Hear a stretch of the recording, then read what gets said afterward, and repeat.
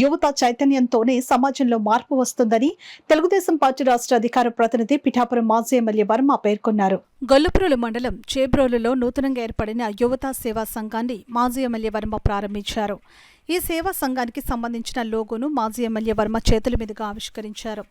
అనంతరం అభయ blood bank ఆధ్వర్యంలో నిర్వహించిన రక్తదాన శిబిరాన్ని మాజీ ఎమ్మెల్యే వర్మ ప్రారంభించారు. ఈ సందర్భంగా రక్తదానం చేసిన యువకులను మాజీ ఎమ్మెల్యే వర్మ అభినందించారు.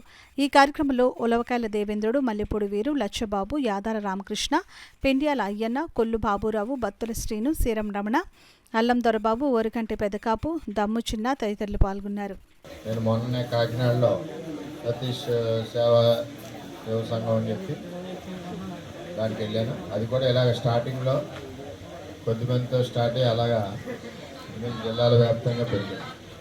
అంటే మనం ఈవేళ చేస్తున్నామని కాకుండా ఇది కంటిన్యూటీగా చేయడం. ఎవరన్నా రక్తదానం అంటే ఇంచుమించు ప్రాణత్యాగం అని. ఎవరికన్నా రక్తం దొరకని టైంలో కొన్ని గ్రూప్స్ అసలు దొరకవు, వేరు గ్రూప్స్ ఉంటాయి.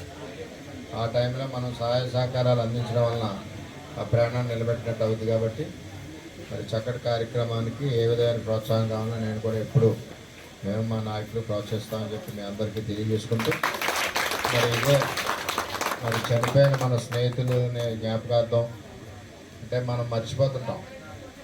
ప్రతి సంవత్సరం ఒక కార్యక్రమం ఇలా పెట్టుకున్నప్పుడు వారి యొక్క ఇదివరకు వారితో మనం గడిపిన క్షణాలు ఇవన్నీ కూడా నెమరు వేసుకోవడానికి అవకాశం ఉంటుంది.